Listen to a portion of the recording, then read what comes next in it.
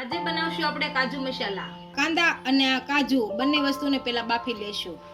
આમાં તેલ નાખીશું. આની અંદર હવે આપણે કાજુ નાખીશું. આપણા કાજુનો કલર બદલાઈ ગયો છે, આને હવે કાઢી લઈએ. આપણા કાજુ અને કાંદા બફાઈ ગયા છે, આને નીચે ઉતારી લઈશું.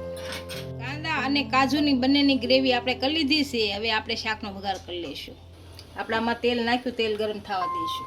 આમાં જીરું નાખીશું, થોડું 2 તમાલપત્ર નાખીશું, 2 લવિંગના ટુકડા નાખીશું, મરચાં અને લસણની પેસ્ટ નાખીશું. હવે આપણું લસણ સડી ગયું છે, આ કાંદા નાખીશું. હવે આપણા કાંદા સડી ગયા છે. હવે ટમેટા નાખીશું. ટમેટા સડી ગયા છે. હવે હળદર પાવડર નાખીશું, ધાણા જીરું પાવડર નાખીશું, મરચું પાવડર નાખીશું, મીઠું નાખીશું સ્વાદ અનુસાર, સ્વાદ પ્રમાણે ખાંડ નાખીશું, ગરમ મસાલો નાખીશું. હવે આપણે આની અંદર થોડુંક પાણી નાખીશું અને આપણું તેલ છૂટું પડી ગયું છે. આમાં હવે કાજુ અને કાંદાની ગ્રેવી નાખીશું. હવે આની અંદર આપણે શેકેલા કાજુ નાખી દઈશું. હવે કસૂરી મેથી નાખીશું. હવે ધાણા નાખી અને નીચે ઉતારી દઈશું.